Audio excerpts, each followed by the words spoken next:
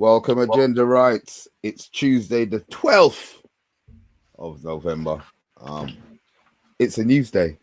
How are we, gentlemen? How are we, bath time? I'm good, thank you very much, Mr. B. How are you? I'm always good, man. I'm always good. Yabba, how we doing?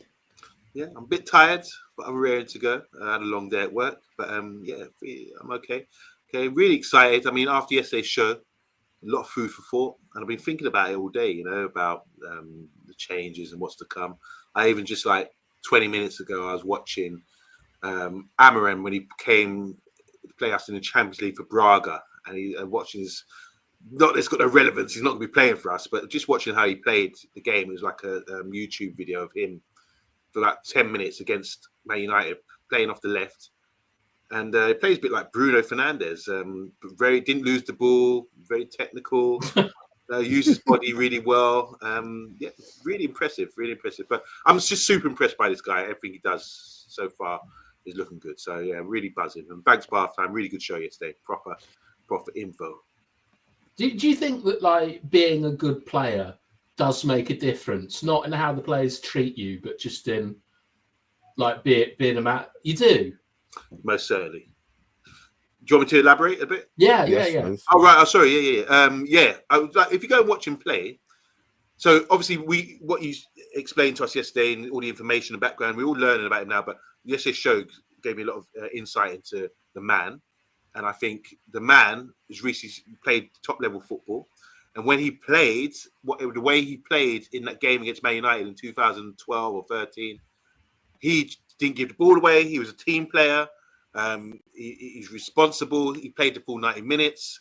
He didn't have a burst of pace or anything, but he was linking up play. He was talking, pointing, doing a lot of things like a leader at that age. And I think that has got a lot of influence on your character, because a lot of players, they in their 20s, you don't have the maturity to understand the game. It's not until you get older you still learn the game a lot more. A lot of time you rely on athleticism and your raw ability rather than understanding the game. So I think when you get a player in his 20s who can master the game, understands, got a good concept of football and teammates and what it takes, you can see these are sort of people who are professional enough and say they could go on to be good management, or they can go on to be someone special, you know. And we've seen that before with players. We look at people like what's his name? Who's the guy who made a lot of money for Arsenal? He became a millionaire, didn't he? Flamini. Oh, Flamini. Yeah. So he's someone who had. I heard Wenger talk about him saying he had a lot of good character. That's why he signed him. Aggression. Wouldn't let you down, that kind of thing. And he's taken that model to business and been really successful. Yeah, he's a billionaire. He's not a millionaire. He's done that in his 20s. He's done that in 20. To have that mindset in your 20s. I'm thinking back now. Every day I'm looking in the mirror and thinking, or getting off the chair and feeling old and thinking, my gosh, I can't even remember my 20s. What did I do? Why did I waste up those potential years? But a lot of people who had the smarts to invest and do something smart during those years when you're active and you're able to do something and you're not distracted in your testosterone and all that is under control, that's where I think you can make it. But it's about having that wisdom and knowledge at the time to sort of do something special. And I think Amorim's got that. He's one of them guys who's really, really sensible, really mature at a young age, and that's why he can walk into a club like Man United and not be fazed, because he's got good grounding for sure. Well, look, let me say a couple of howdies before we go any further. Stephanie is just saying club before country is going to be a thing now. It's about time. Big up the Man United agenda. I am Titanium's coming here talking absolute tosh, so I'm not even going to waste my time putting that one up. We're a United channel, big man. Got nothing to do with I Shall Bloody Speed. Jeff, howdy, sir. He's telling everybody to like and subscribe. You don't have to become a member. Don't become a member, please. Yeah, like and subscribe. Like and subscribing is more than enough, to be fair. Oh, I wasn't impersonating Trevor McDonald. I just thought I'd start it a bit more like bath time, a bit more formal, you know? Yeah, and exactly. I'm a sir. All right, I'll put that one up. I am Titanium. We've got 5 likes. Come on, guys, let's hit that like button. I know there's a few of you hiding nice and silent. Mr. Potus, I hope you're doing well, man. Simon, where's he gone? I know you are here, but Simon, I've got you. I can't find your message about your arm. I hope you are. I hope you're doing well. Mr. Potus, got somebody agree with you, yeah, but it's not too much. Doesn't happen very often.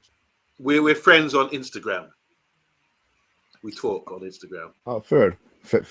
Oh, sorry. What do you chat about? He's a really nice guy. I mean, we just talk about Man United. How's your weekend? How's your health? How's your, just friendly chat. It's really nice. I'd say we're always open to that. It's like getting to know someone outside of the stream and chatting and all that kind of thing. It's cool. I like it, man. He's a cool guy. I don't care. Do you know what I do care about is I'd like to give a special shout out to Steph. Like, I watched a little bit of the show we did last night, and it's always nice to get a bit of support from people in the chat. And I noticed that Steph was extremely supportive, and I don't think that coaching manuals are her thing. So I appreciated that, Steph. Thanks. See, education. That's what it's all about. She might have learned not something. She might have learned absolutely nothing by half time. But she showed the support. Lock that door before you're going out, please. Anyway, Amorim's first day. Obviously, he's coming all smiles, as they do, hugging all the injured players, all the players who are on international duty. Obviously, Kobe posted a little picture of him, giving him a little hug and that. He's coming and he said straight away he's going to be playing his formation 3-4-3. The players are going to have to adjust. He wants high intensity players, is what he's saying. So obviously we did have a few players in mind when that was suggested and that was thrown up. But the fact that he's going in there now in the 3-4-3, I think puts a lot of pressure, 1 on him and 2 on the players. On him more because nobody in the Prem, to be fair, plays with a regular back 3.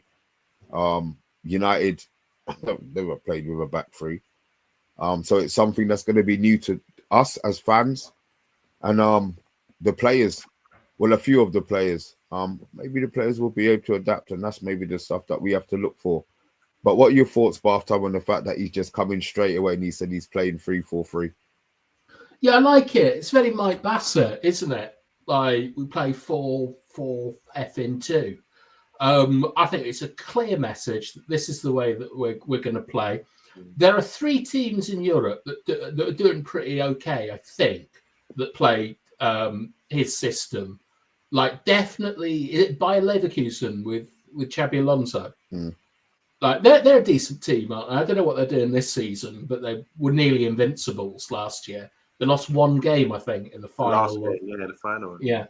You've got Inter, who play more of a 3-5-2, but they're a decent team. You've got Sporting. And to be honest, I think United should be able to take any player out of those clubs that we want. Certainly like the left back, the wing backs and stuff, like Grimaldo, Dumfries, Frimpong, these players. We should be able to get them. So I think it's pretty good that he's come in and said he's got 3 at the back, and he's identified an issue which has driven me mad in particular for months, which is just the lack of a physical floor. Because you don't need £100 million players in your midfield anymore.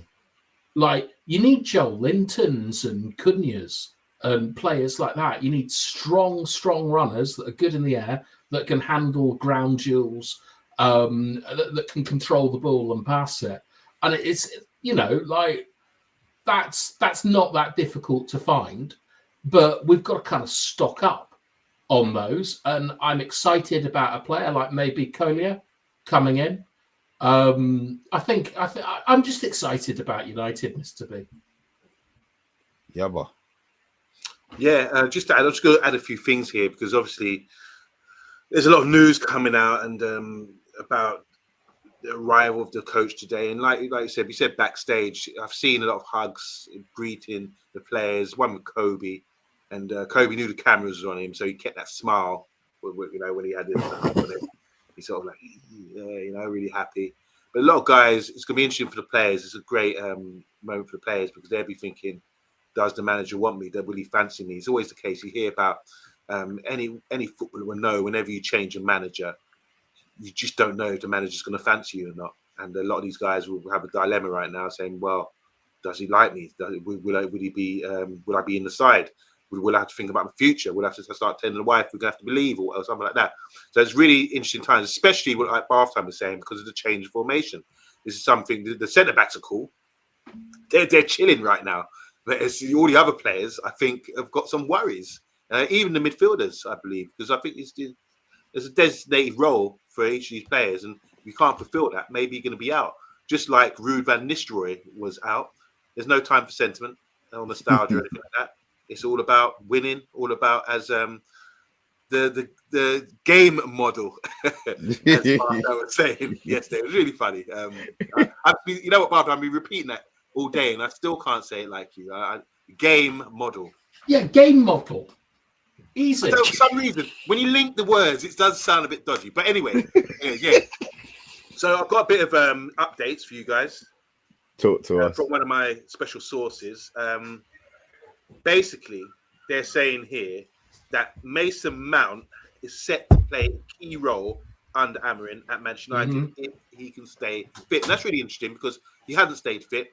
And it's just ironic, isn't it, that when a new manager comes in, he's just getting back into fitness, and the manager could look at him and say, this is exactly what I need at the club as well. And just to add as well, obviously, due to work permit issues, the manager can't actually take a session for the next 24 or 48 hours. But as we know, when he was at Braga and he didn't have managerial qualification or whatever, he was put down as a different role, maybe assistant manager, but he clearly was working and doing the manager's job. But they just had a dummy guy in to do that. And until he got his badges and all that kind of thing. So I'm sure, even though he's just hugging and officially not taking charge of anything, I'm sure he would have laid down something today and just, just give the players some sort of encouragement and just said to them, I'm here, ready for this. Are you ready? I think the kind of thing that would inspire players when you're doing that hug, he would probably say something like, if I was to hug him to be a say, I've been looking for a left winger like you. I know you got the credentials or something like that. I'll hug after I'm saying, I've seen you spray the ball. You're exactly what I'm looking for. So you want to say something to inspire the players as well. But and if you do you think so? Yeah, of course. You got to say something. I don't know, because do you know what it really reminds me of? Is that when like Ronaldo moved to Juve, like they had this video of him wandering around the training ground and saying hello to people, and it was all really, really awkward until Big Chiellini came, like he'd fallen out of a closet or something, and he just went Ronaldo and gave him a big hug. And I think that kind of stuff like gets rid of awkwardness and stuff, because I bet you Kobe Minu doesn't like being touched up like that. I bet he doesn't.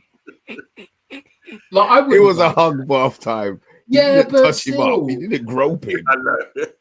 But you still, your boss coming in, giving you a hug. It's not always. It's not for me. Yeah, like, but look. I mean, maybe it's a generational thing. Bath time. Isn't that a warm greeting? I mean, that's what I thought. In the continent of bath time, I bet when you were in Chile, you were giving guys kisses, like greeting them with kisses. That's the culture. Not publicly. No, like. Yeah, no, it is the culture and things, but I think that what it's quite good is that I think it breaks a bit of boundaries, because can you imagine day one? It's Eric. Here he comes in like hugging people. No, like that's but not. Maybe he didn't, and maybe right. So maybe this is I mean, because the guy's not even 40. No, yeah, exactly. I mean, and that's what I'm saying. Maybe it's a generational thing, I'm not quite sure he whispered into their ear, Yabba, but maybe there has been a few words of encouragement here and there. You know what I mean? I'm interested really now to see. I mean, you're saying 48 hours. We know it's not really going to be 48 hours. He's already got his foot in the door. They've got rid of who they wanted to get rid of, so it's their unit now. I'm just so interested to see what that first team is going to be. That first squad, or that first 11 is going to be against Leicester, because they're not going to know what's coming, and to a certain extent, is he going to know what to expect from Leicester? It's Ipswich, isn't it? Oh shit! Yeah, sorry, Ipswich. Yeah, sorry, I had blue in my head. Ipswich, sorry. Yeah. Well, is everyone going to be like available, like Malacia and Shaw, and who else is injured all the time? Malacia's had, obviously, look, we'll jump in and out of the Malacia one. Malacia has obviously played. He said it was 45 minutes he played against Huddersfield today, which is obviously what was planned. He'll probably get another maybe 60 minutes, 45 minutes, 60 minutes, and whenever the next under 21 game is. And then he may be ready for a bench role for the Ipswich game. Mount obviously is back in training, back in full training, so he's going to be available. I mean, yeah, but when you said, he's looking to play an important part, if I can see it. So can I. I can see his energy levels, and I keep thinking, we were in for Frimpong for ages. I just think that they were planning further ahead than Eric, but there's players who I'm not even worried about the players anymore.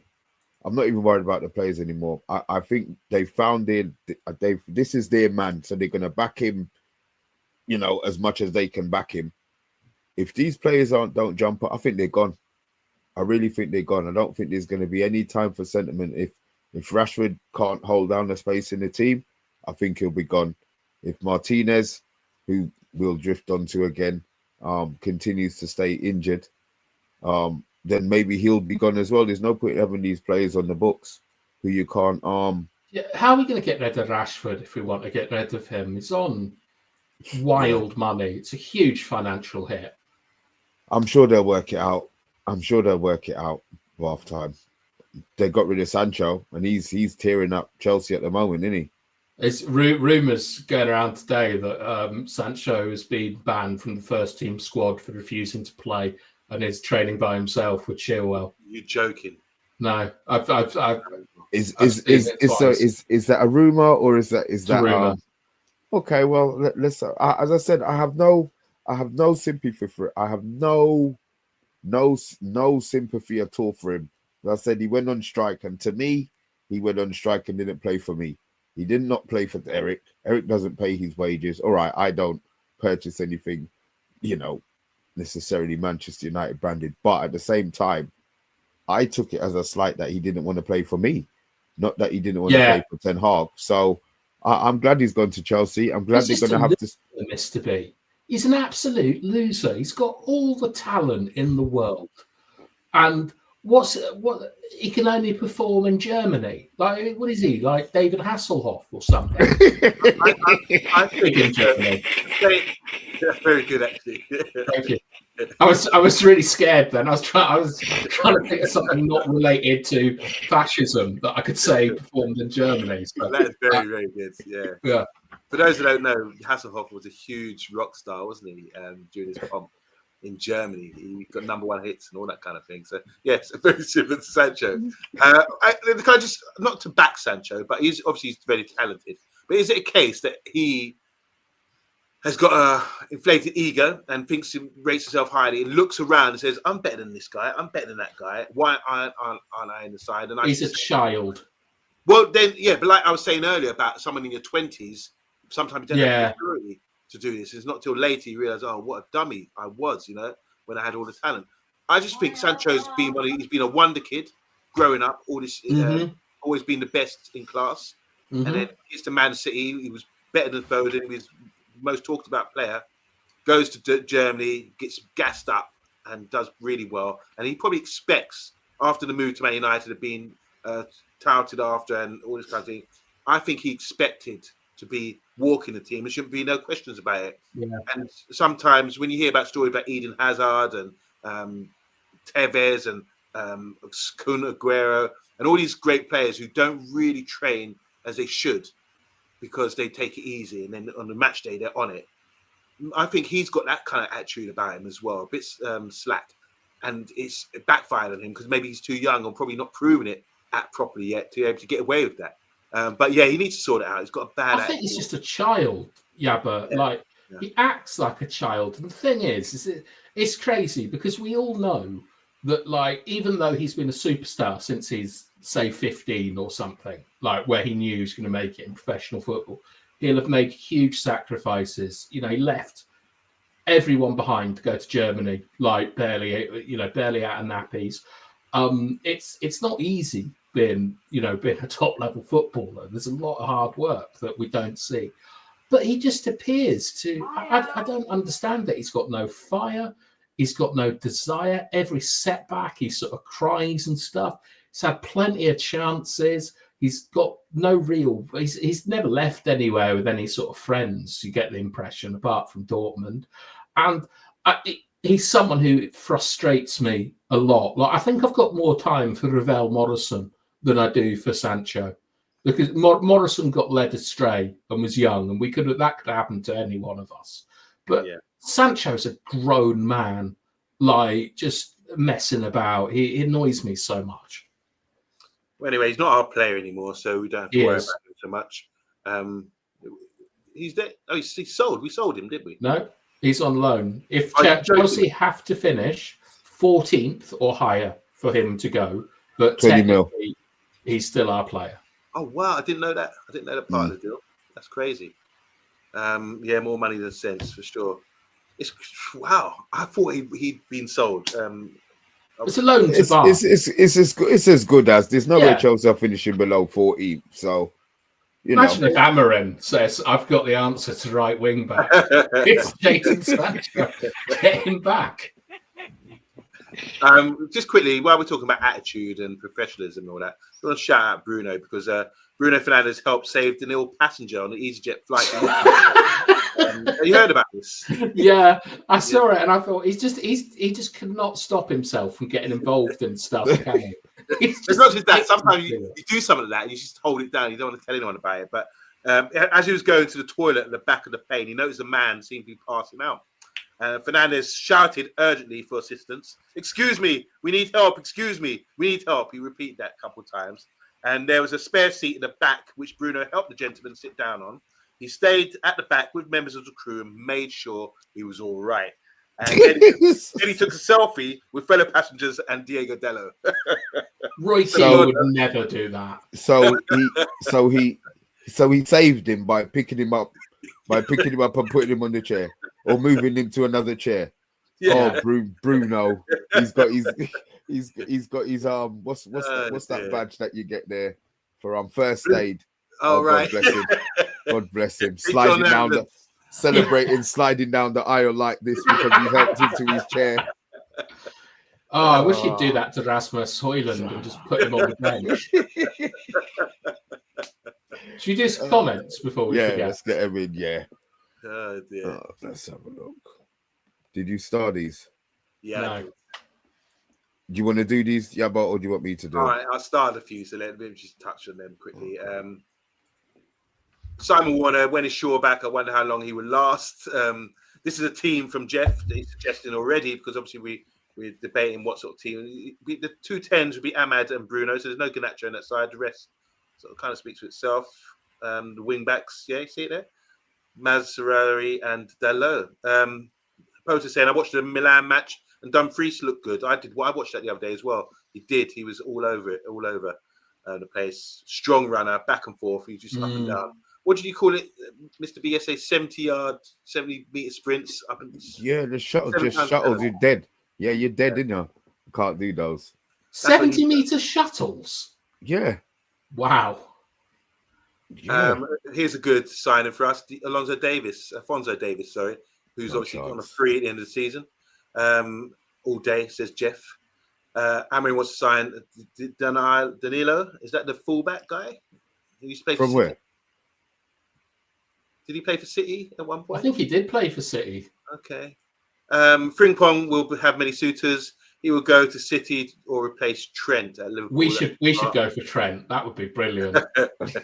offer him 250 grand a week. Yeah, 20 million signing on fee, 250 grand a week. Come on, Trent.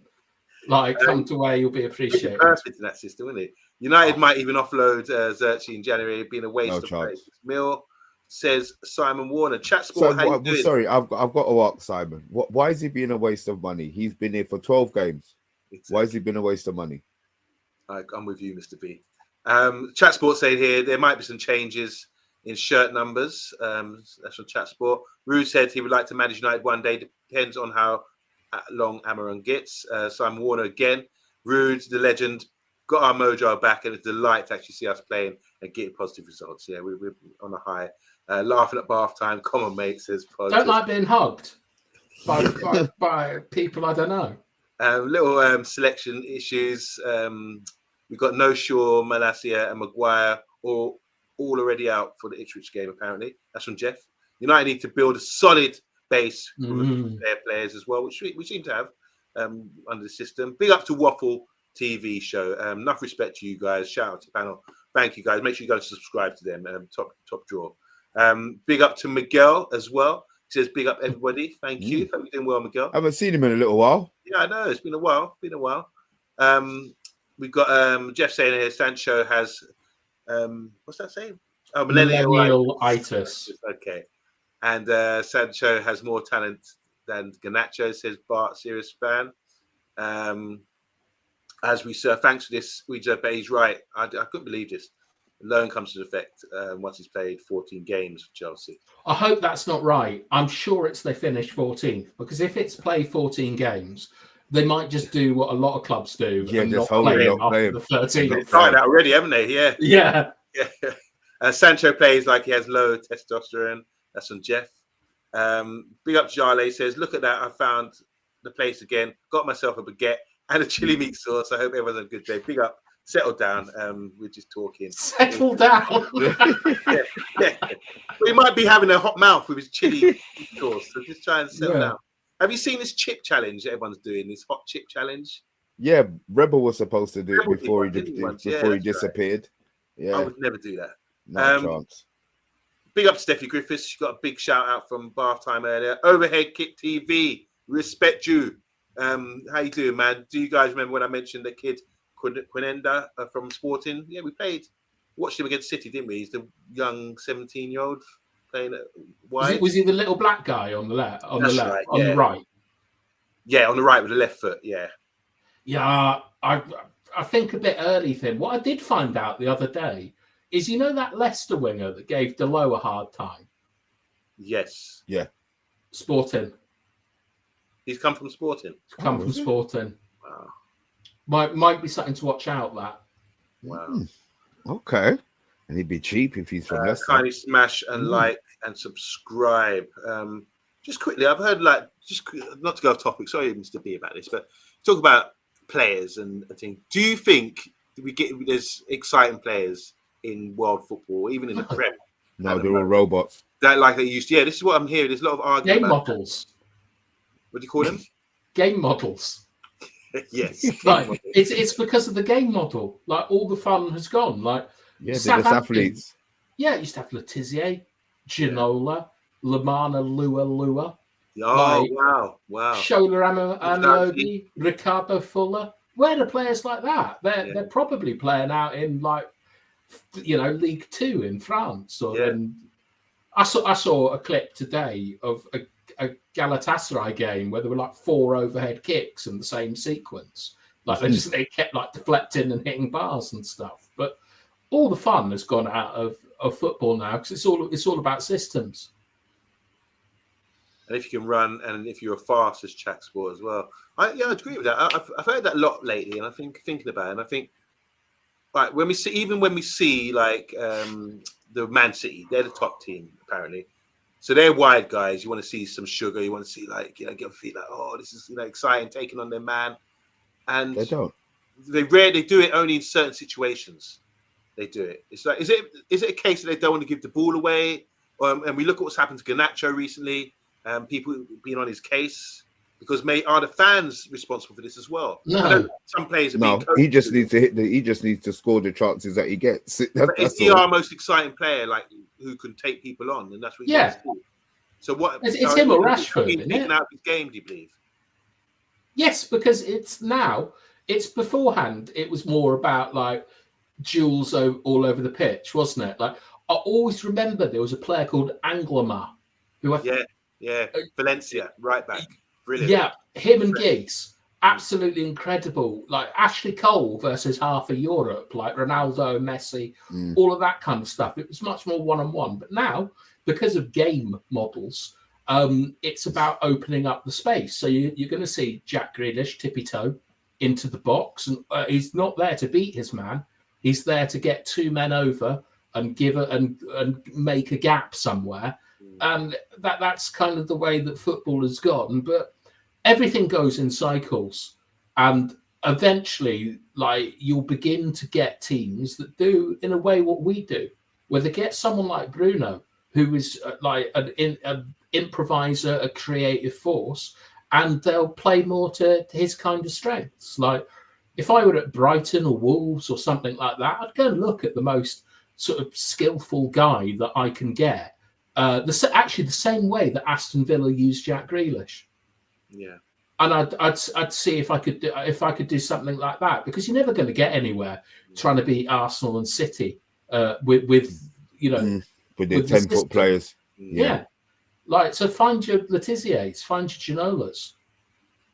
I think every team, like even going back to the traditional like number 10s in Italian football, like in the 90s, Totti's, the Del Pieros, Baggios, there was always that one creative player that you'd wait to get the ball, or Maradona, and you think, yeah, it's going to happen, it's showtime, and that's how, he's going to make everything click, and I'm looking around today, but what excites me with this new system we have, we're going to have two number 10s, two sort of guys who are going to link up the play in the final third, and they have to be creative, they're going to have a little something about them, because the question I was going to ask originally at the start of the show, because of Man United's history, and because we like to attack and we like to get numbers in the box and have, excite the crowd, is Amorim by playing three at the back, is he going to be able to tick those boxes?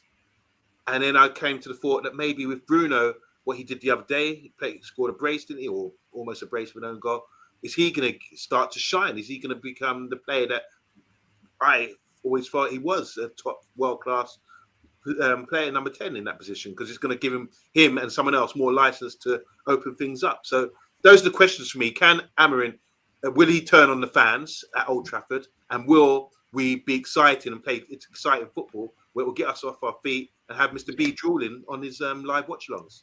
I reckon so. I think that Amorim's football is direct from what we've seen. Like, it's not, there's very little possession in his teams. Like, they pretty much like are set up to have some space somewhere, like whether it's out or down a channel, out on the wing, somewhere like that, and they just give it to someone and it's go, go, go. And I think that what will be really, really exciting is I think players like Casemiro, Ahmad and Bruno, you've all seen them being very cute in tight spaces. Like some of the football at the start of the season, Casemiro hasn't been through European academies, uses the outside of his foot, like uses his arse, he'll do whatever he needs to get that ball through, executes it quickly. Ahmad, he can turn in and out. Mount can turn in and out. Bruno's just cracked in the head, and he sees things that aren't there. Like and then they suddenly are there. So I think that what you could see is some really, really sort of slick, intense combos just cropping up and then releasing beasts like Xerxes and Rasmus to run on and do whatever it is that they do. But as we talked about with the game model last night, I'm fairly sure direct attack in football is going to be a massive part of what they're being trained for, and I'm really hoping that we see it almost straight away. Maybe not the execution, but the idea that's there. Yeah, very good. Well, the fact that he's coming, as I said, the fact that he's coming and he said that's what he's playing, I think it's only a benefit. To be fair, obviously Martinez, as I'm flown back from Argentina. I never understand why they're injured, why they have to fly out. Surely they've got somebody, from the Argentinian. Maybe they haven't got anybody from the Summer out Argentinian. there. It's summer out there. That's why they're going. Okay. All right. Fair enough. Well, he's back. Injured. Again. The first season he played virtually every game. Then he played through injury. Played with a part broken foot that sounds like it was a bit misdiagnosed. Have we got to the stage now where we can start to classify him as an injury-prone player? Yeah. Yes, because he's been injured a while. I just think since he's that metatarsal injury, it's been difficult for him to get back, and because he obviously broke down again, didn't he? With similar injuries, I think he had the same injury twice for a period of time. So he's been out for a long time. It takes a lot of confidence out your game. I think he's still quite young, so I can't imagine he's had any sort of period of time out like that before. So it's a challenging time for him, and you expect him to have the mentals to come back and perform. But has it taken a yard out of him, or is it just his confidence that's a bit shocking? Because he wasn't performing well last season, and even this season we haven't seen too much. But one thing I do know, which I do rate about him, you have to get some balance here. He's good on the ball, and I think if we're controlling games and he's on the football and he's popping it around and pinging it into feet with that lovely left foot of his, that's a pretty big thumbs up from me the way he plays. It's all about these ball playing centre backs, and he's very good in that respect. But I've just seen too much rash tackling from him. I've seen who's the guy who wears lots of baby oil, Traore. Daddy. A good setup, yeah. Not Puff, but Traore. You saw what he done to him. It's like they must target him. Say, look, if you and Martinez, burst him. That's what I'll be saying to it if I was a manager. Anyone, if you and Martinez, take him on, burst him for pace, or go at him because he's likely to foul you, get a yellow card, or you're going to strip him and completely take him out. So I think he's got a lot to prove to win us over. I think are we unanimous in this that his stock has gone down a bit since the injury? I personally think that he hasn't played well since he won the World Cup.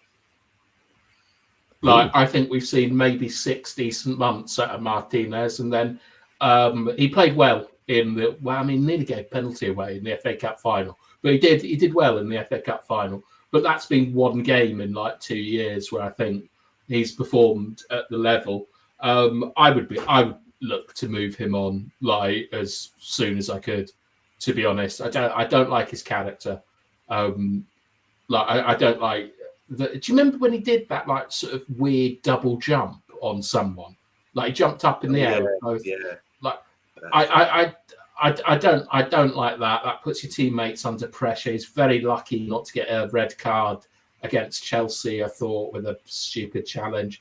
I don't have any trust in him, to be honest. And I don't think he's played very well. I think it's telling that Ten Hag is that him, Casemiro, and who's the other one? Anthony are the players that he felt really let him down.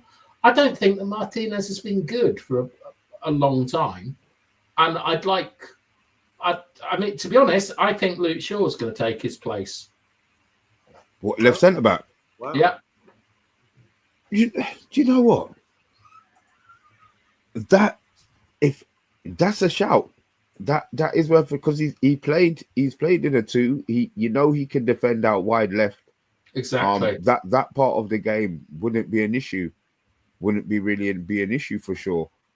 It'll be interesting. Obviously Malacia's back as well. You can't see him playing in that position, can you? No, Malacia's probably more of a wing back, I would think. But give it between the pair of them, if Luke Shaw is fit, I'd take Luke Shaw over Martinez every single day of the week. And I'm not a massive fan of Luke Shaw. And this is in a 3. This is in a 3. This is in a 3, 2. yeah. Okay. This is in a 3. Ooh, I wouldn't have thought of that one because then he doesn't have to get up the pitch, does he? No. And he's all right in the air. He's a very good technician with the football, sure, but he's just much better at defending wide areas, and he doesn't like rile up away fans.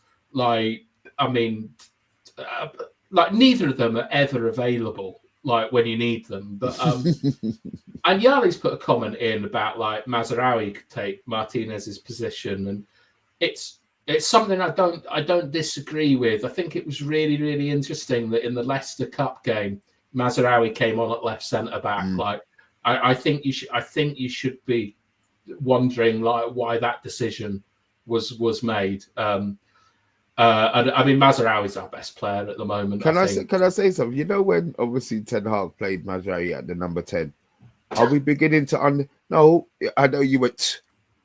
You said it. That's why you said he's our best player. Do you feel that maybe Ten Hag saw something else?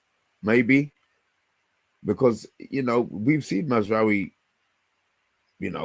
beat players, left foot, right foot. Do you think that was something?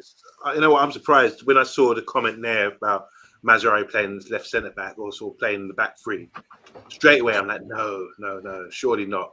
But if you said that he played there the other day or slipped in that position, I didn't see that. But if he has, then clearly there must be something in that. But he's been very good this year, hasn't he? He's been tenacious. Fantastic, my God. Yeah, he's not the player that I thought he was. I just thought he was just a basic up and down guy, but he's strong. He looks wiry, He looks like he's got good attitude as well, proper pro. So it's nice to see him getting the love and settling in early because there's no Brighton. You're right. You're true. Yeah, you're right. Yeah, he's like a duck to water coming to the Premiership. So I mean, does that then say these players who need time to settle? I mean, he really hit the ground running. Do we then have to reassess our opinion on all of these players who need 6 months to settle or a year to settle? I don't think so. I think there's a different. He had a pre-season. Yeah, not just that. I just think some other players that have difficulty settling in new countries is because maybe you have to think about their families and the culture and understanding. He speaks English, I think there's the language, the culture, the style of play, the settling down into the country, understanding the fan base, understanding the league, understanding opposition. Like Casemiro getting announced with Nana, getting clapped by Nana. It's like, welcome to the Prem. I think Maz has settled in really well, maybe because he's just a proper pro and he understands the language. He's probably watched the Premiership. He's with a manager he's familiar with. But then you can say, well, why didn't it happen with Anthony, for example? Maybe Anthony's just not good enough to play and perform. Anthony, to be good enough, has to be getting goals, assists, setting things up. And he hasn't been doing that. His output's been really poor. Whereas with Maz, in that position, we're going from Wan-Bissaka to Maz, and we're thinking, wow, this guy's looking good. This is exactly what we needed. So I'm really pleased with him. I think he's a proper pro. I think injuries play a huge part in the pre-season as well. Like Mazraoui, like De Ligt was obviously away, Xerxes was away, Rasma, like Højlund when he came in last season was injured and stuff. Mazraoui is one of the only players that we've got in who was fit from day one, in good condition and ready to go. And that gives you a good start. It gives you confidence. Like, he hasn't been doing like what Ugate's been doing, traveling all over the world, sitting on the bench all the time. Like, he's just gone in, he's played his game, and he's been, I think he's been, I wouldn't say he's been fantastic, but he's been solid, and he's put 7 out of 10 in pretty much every game since we got him. And those players are worth almost gold dust. You can rely on him. He's going to be fit. He's going to be available. You're going to get good running out of him. He's going to win his headers. Really good at winning headers at the back post, Mazraoui. Like, I can't remember who it was. It might have been Southampton. But they definitely targeted like him at headers. And no one's done it since then. So I'm very, very pleased with him. I like him. What do you think of him, Mr. B? I think he's fantastic. Okay. I don't understand why Bayern got rid of him, and for the price that we got him for, somebody said it's almost a free. Yeah, he is it. He I think he's the real deal, and it's good to see. It is good to see whether that was a a club signing or a Texas signing. I think that's worked out well. Do you think Delict's the real deal? Yeah, I love Delict. I think he's such an upgrade on Maguire. I think he'll do the same job. No, he'll do the same job as Maguire. He's Maguire-esque in how he plays, but I think he's an upgrade. I think everything he does is a lot more polished than what Maguire does. I mean, he doesn't have pace-wise. He's probably 2 steps ahead of Maguire. Maybe he's not the quickest, but yeah, I really, really do like Delict. Yeah, I think because I got quite a lot of abuse the other day for what I thought would be eventually the starting back three. Because I said it would be Shaw, Maguire, and Yoro.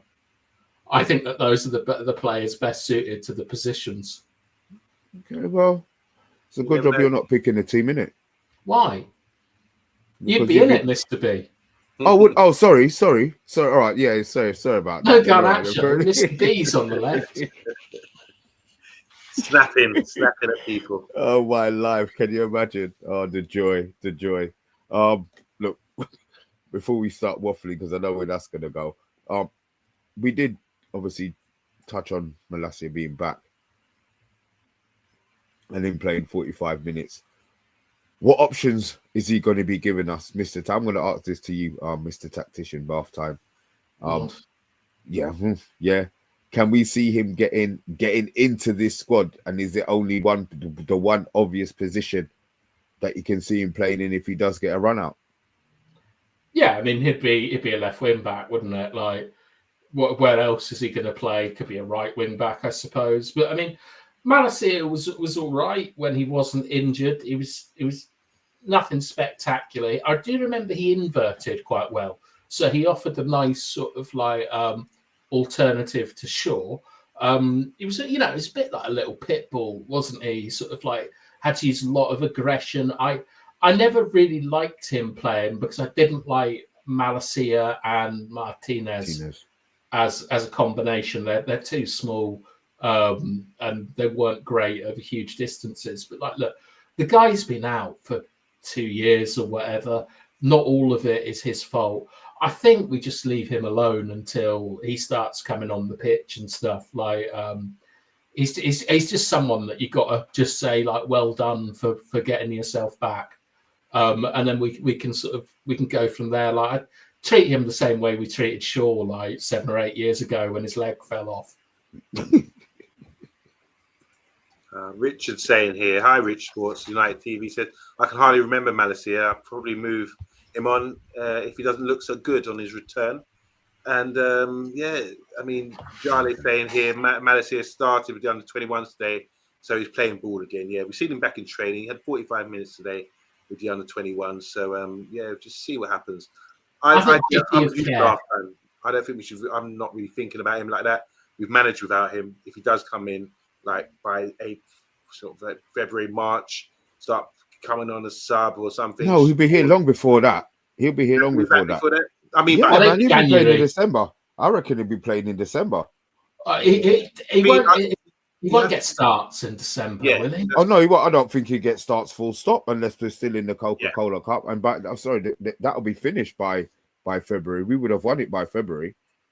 I just think that when you're coming back like this, he's not going to be in the manager's plans. I think when football's really firing by January, February, March, he might be able to come on, in the second half, shore things up, and then we might get revival. Because even because Rich Sports is saying they can't remember him as a player. I remember him being sort of a dogged player, getting in someone's face, if the ball goes out wide, getting out there early, on their first touch, being there to sort of snap at their heels and that kind of thing. But for the money we paid for him, if he wasn't injured, it'd be a good value.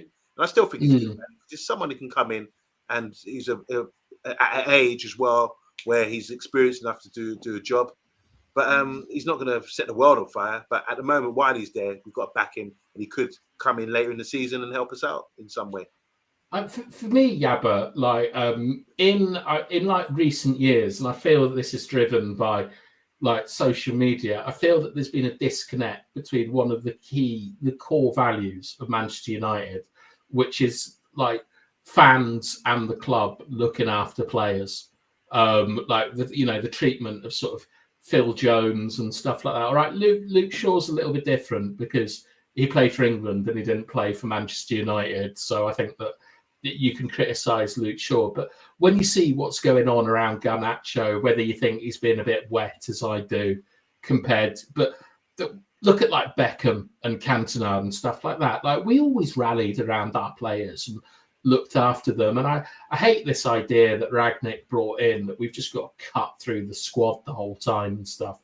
Like we have to look after these players. And like Malacia has been through a very, very difficult time. I'm not sure it's completely his fault what's happened to him. So just for me, I'm not really going to dig Malacia out until like he's had a pre-season or something. He's just a young man who's had a couple of years taken off his professional career for no fault of his own.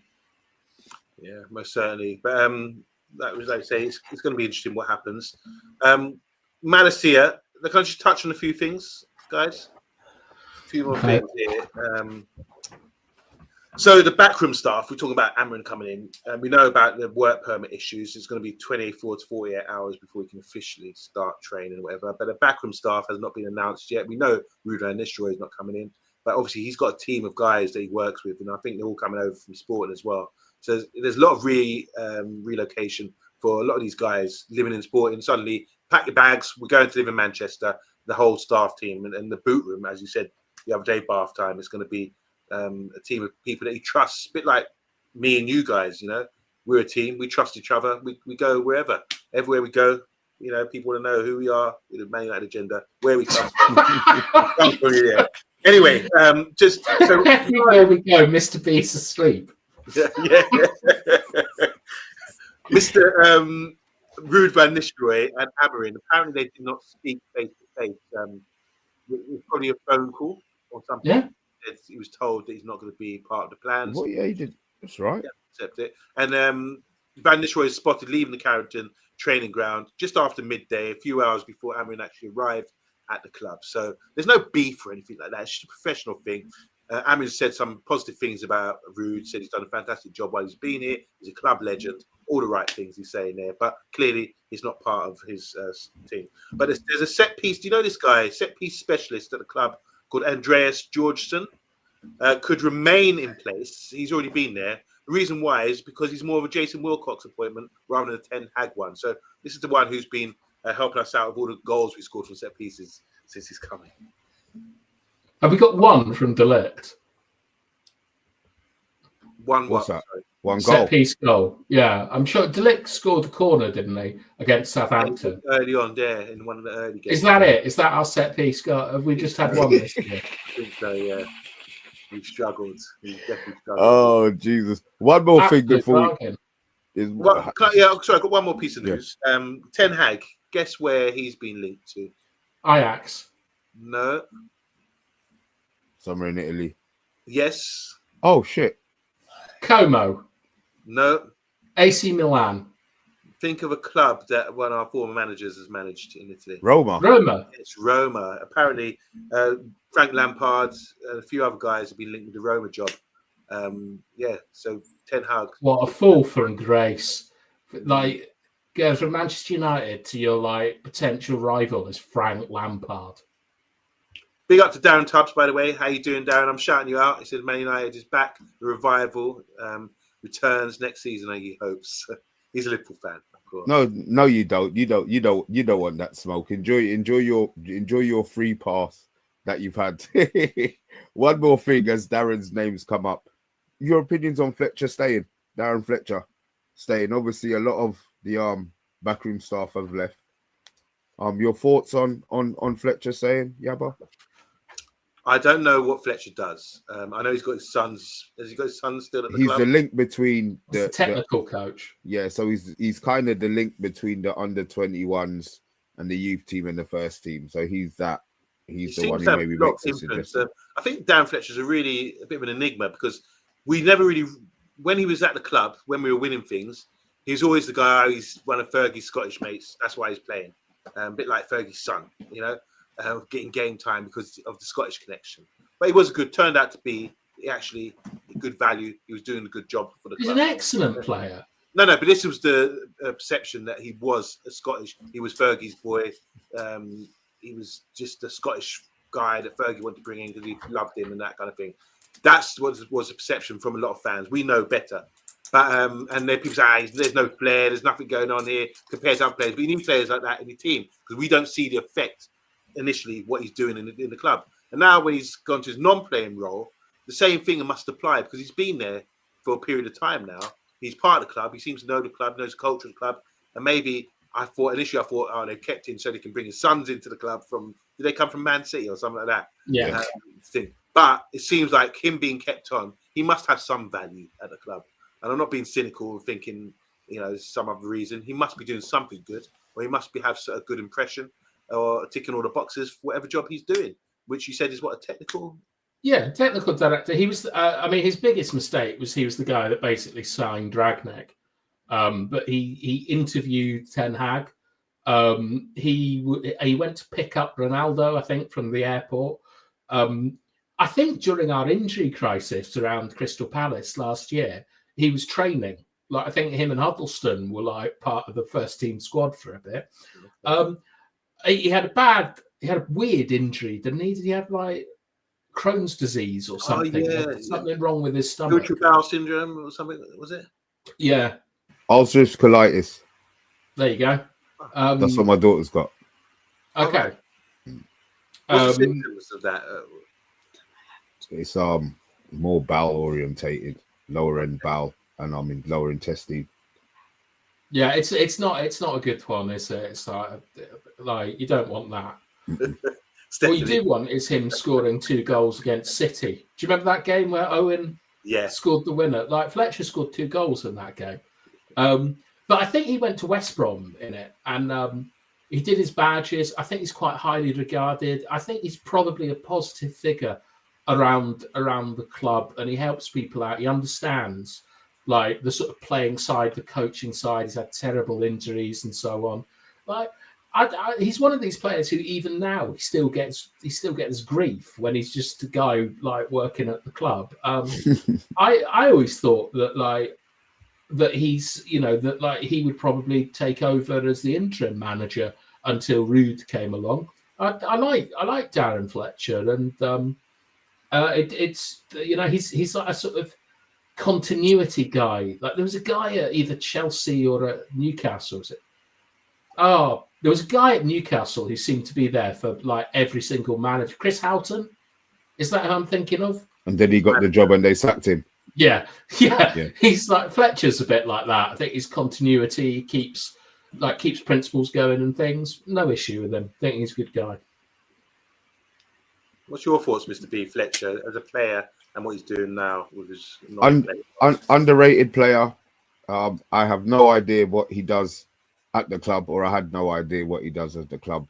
But I think because he was maybe a club appointment and he was there before Ten Hag is maybe the reason that he stayed. I mean, he's having these 2 sons there in centre mid. Having these 2 sons there probably does help the situation as well. The fact that they've had that Man City youth training. But look, I'm glad he's there. I'm glad he stayed. There don't need to be too much of a too much upheaval, to be fair. Yeah, I'm just as I said, I'm happy. I talk about Man United, I'm smiling again. Roll on, especially it wasn't a 2-week bloody break. Just for jokes, Stephanie always does this shit. Fletcher was good in porridge, very good. And his mum, Jessica, was decent as well. Who's Jessica Fletcher? Murder, She Wrote. Angela, what's her name? Not Angela Bassett. Angela. Oh, what was her surname? Angela. I forget now. God.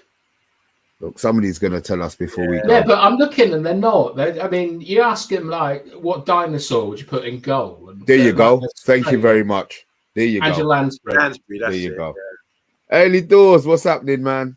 I said I did contemplate getting you on the a preview for the watch along. I'm actually over the moon that we didn't after the slapping that you gave us. Lopetegui will be gone soon, so we can have that chat. And yes, my picture of Ten Hag has been down for a little while Thank you very much. It hasn't suddenly disappeared.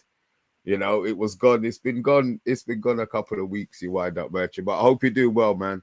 I hope you're doing well. You seen who West Ham are linked with? Yeah. Who's that? Lansbury. Allegri. Big up to Dana Riley, silent watcher, but knew straight away that Angela was Angela Lansbury as well. So respect you. Let's go on. West Ham. Allegri. What? The Juve one. Allegri. That's who they've been. West Ham are dead. West Ham are dead. Yeah, but I mean, how strong is the league if like Allegri is going to West Ham United? Like, you've got to be a top manager now to compete in our league. It's fantastic. Jesus, not just that. When you see, like sometimes when I'm watching gossip and transfer news, they're saying, "Oh, this player's on the market." Man United, Liverpool, Bournemouth, and West Ham are interested. And thinking, yes, Bournemouth for West. It's Bournemouth for West Ham who are interested, but they put Man United and Liverpool first. It shows. I mean, you wouldn't even be in the race normally in the past, but now they're in the race for a lot of these big players. They spent big money on that Porto striker. I think it's from the money they got from Solanke. And another great deal, I think, what really telling was Spurs spent big money on the winger guy from Johnson. He's a bag of shite. I think he's all right. Myself. He works hard. He's got the right attitude, and they spent big money on him. Right, he's got pace, and they brought him in. And then, meanwhile, Nottingham Forest just brought in two wingers who are really quality and really just gone under the radar.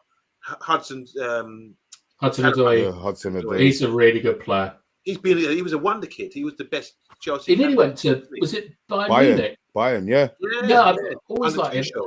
And they've got Muriel, the centre back. He looks very good to me. Forest, he looks good under people's radar as well. But just shows you, isn't it? You get rid of a players for good money and you spend the money wisely. You bring Alanga, who's been doing really well. You think that's a big miss? Because we talk about on this show, we always said about Dan James. Oh, you know, was he that bad after all? But Alanga, I mean, did he? Alanga's brilliant. I loved him. Okay.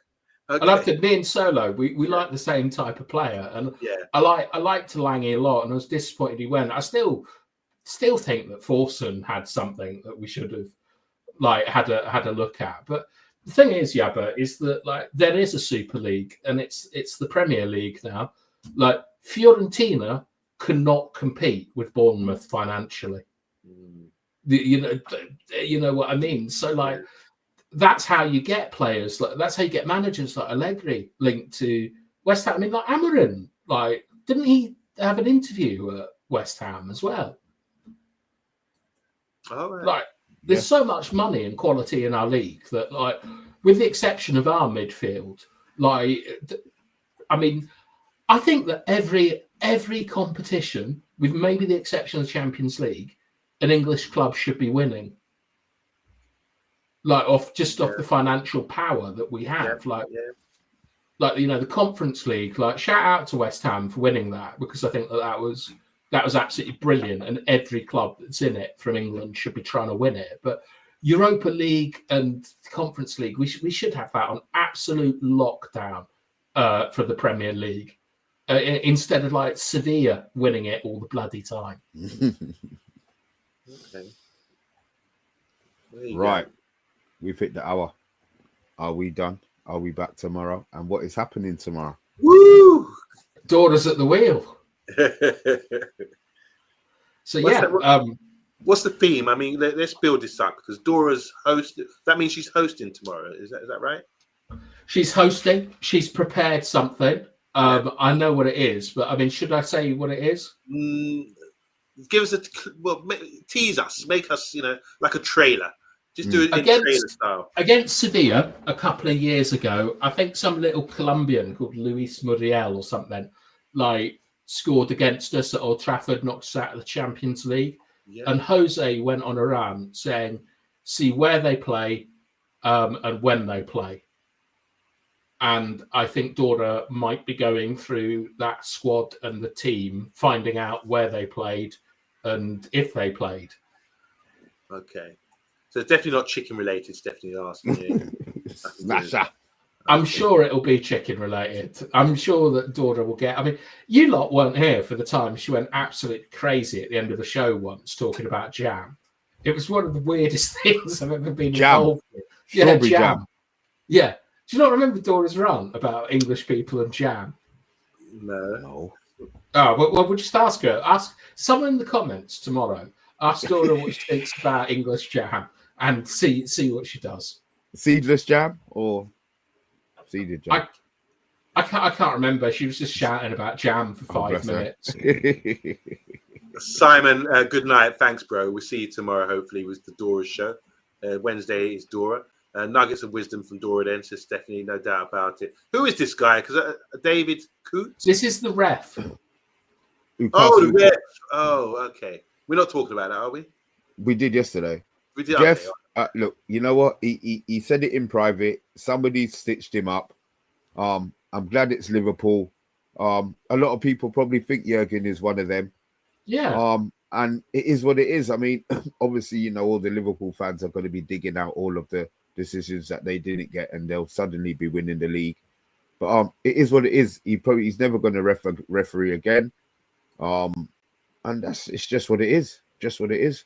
To me, it's like sort of finding out a cat doesn't like a dog.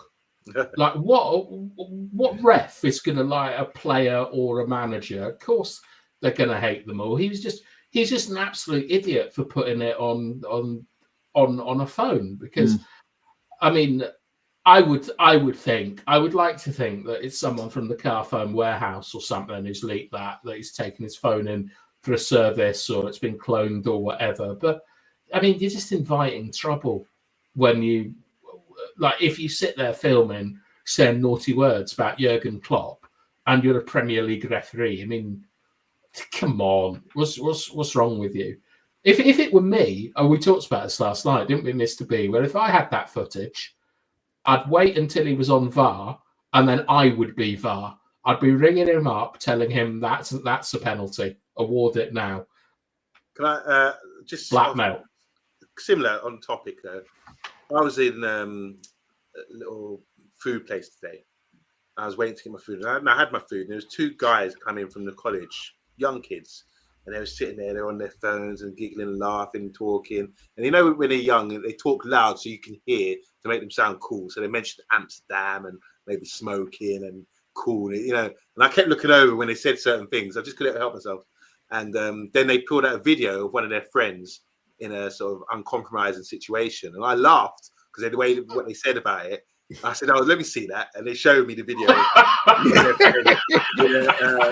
It's on their phone in an uncompromising situation. It's something. This is the first time you met them. Yeah, first time I met them. Yeah, just two young kids, you know. And we all had a laugh about his friend, the predicament he was in, because he'd been caught on camera with something which you might, you know, be with a girl in Bangkok, for example, sort of thing, you know. Oh no, no. So it's a bit embarrassing. And I said, "Oh my God, thank God that, you know, in my day, no one, you know, it's your word against mine. We didn't have phones recording stuff, and even if we did, you wouldn't remember that." I said, "You have to be really careful these days about what you say, when you say it, and who's listening. Even, you know, and this is what this referee has been caught out for. You have to be so careful. Like in my job, sometimes I'm aware that some people come to me to start something. Like I've got where I work is like I work with like vulnerable people, and they're always looking to pick holes in you and find weaknesses and all that. Sometimes they come there and they're recording. So so I'm always ready, even if I don't think they're recording. I think they could be recording me, so I make sure I say the right things and not care that much to put myself in a compromising situation. Because we're living in a world now, we have to be so careful what you say. So look at Garnacho. Huh? Look at Garnacho. He's just out signing autographs for kids, and then a phone like put in his face. And obviously, I hope that whatever you were watching didn't involve underage people. No, yeah, they're over the age of 18. But I love the fact you were. Let me have a look. Let me have a look. Let me have a look at your friend kissing another boy. But I mean, with this cute guy, I think with the cute guy, the ref, the only issue that I really have that I really have with it, apart from his stupidity, is that I think that the last scandal involving match fixing and stuff like that in this country, is it Enoch West in the 20s? Like that? No, man. What's his name? George Graham. Bunging, taking bungs. Yeah. Yeah, but that was for player transfers. That's not match fixing. Is it Grobbelaar? Did Grobbelaar do something? Grobbelaar, yeah. Grobbelaar got off though. To be fair, they didn't charge him. He actually got off. Okay, right. But the point is that every top league in the world, apart from the Premier League, has had match fixing in it. Like every one of them. Germany's had it. France has had it. Spain, Portugal, Italy, obviously. We've never had it. And our refs get a whole load of abuse. And as like amateur footballers, we need our refs to like referee the game. And I hate the abuse that they get. Like, we all know that one ref who has to bring his mate with him because he's scared of getting like punched up and stuff. I'm really angry with this ref that he's brought British refereeing into question, because it never has been in terms of corruption and bias and things like that. And that's what I'm really like annoyed with, because it's always just been one of the best parts of the British games that we're not corrupt, and now it looks like we are. So I don't like that. He is. Look, they'll work. Look, half time. I'm sure they've had it. They've known about it for years. Apparently, have you seen that? To be fair, I haven't. I saw the video. I haven't looked anymore on the. He hasn't reffed a Liverpool game for 4 years up until a week ago, which would suggest to me that they knew. Fucking hell. Oh boy. Well, look, there's corruption everywhere apart from on our channel. Although I would like to be corrupted, so if anyone wants to like bot us or anything like that, I'm well up for it. What was the last time you fell for something that you got caught out with something? Can you remember a time when you've been suckered or caught out or scammed? Have any of you guys ever had anything like that? Scammed. No, I don't get scammed. What you mean, like them people that like go and buy an iPad and get a potato or something? Any kind of scam. Have you been scammed before, or you always maybe a taxi, like something like that, like a taxi in a foreign city or something? But no, I don't. I try not to put myself in positions so I get scammed. What have you been scammed at then, Yabba? I got scammed. I think pets and mechanics, like vets and mechanics, are really good at scamming people, because some people don't know about mechanics, and then the car is essential. You take it to a guy and they can price you out. You know, you could have something stupid wrong with your car, and they would price it up to be something stupid. West Ham got scammed when they signed. Yeah, we got scammed by Ten Hag. Yeah, and Anthony. But I got scammed. I remember. Do you remember a few years ago? Then they were paying out PPI, or is it PPI? Yeah. PPI payments, and I think I got about $4,000. And I was so excited. Like, I've never really had that sort of money in my life. You know, like to think, wow, thank you. And then my dog got sick, because I took it football. Took the two of them. I had two at the time. It was a hot day. Took them football. I used to take them a lot to football, and I think being out in the heat without any shelter mashed them up. And I do take some responsibility for it, because she got really sick, and then we took her to the vets, and because we were so, oh God, poor doggy, you know.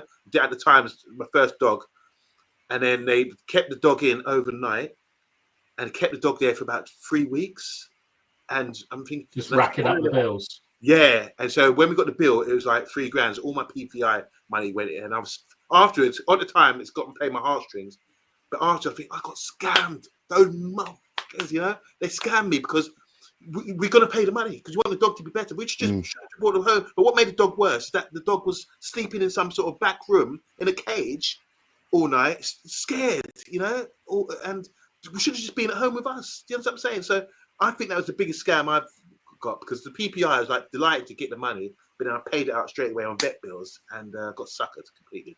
I did once. A gypsy tried to sell me a dog. Like they used to come around in the caravan when I was younger, and like I think I wanted to get the dog. It would have been like 8 or 9 or something. And I went home to like get some money or something, and my mum found me and she's like, "What are you doing?" I went, "I'm buy a dog off the Tinkers. So, no, you're not. So you didn't go back then? No, I didn't. I used to play football with one of the Gypsy lads. He's pretty good. I hope he's doing well. Okay. Are we allowed to call them gypsies or travellers? Or that's the P word you're not allowed to use, is it? Okay, I mean, we used to call them the Tinkers. Like, I don't know if that's worse or whatever, but like, I tell you what, look, let's just go in case we get ourselves in any trouble. I think there we it's like, yeah. okay, fair enough. No, it's the But P I would, word. but I Respectful wouldn't, travellers. I wouldn't trust I am titanium anyway. To be fair, yeah. The P. Last Okay, one, yeah. Mr. B, last one. I had a storage kitchen cart for sale that some lady said she'd pay me when she got paid, but never paid me. I let it go because she was living in a low-income housing. Oh, that's good. So Matthew Bassett's got the keyword for us right now. Yes, thank you. It's Yeah, like a nut speaking from of me. gypsies, Yeah, go on. tune into Dora tomorrow night. You know? oh, box time. Oh, Lord. Lakanosh, guys. Lakanosh. That's a good one.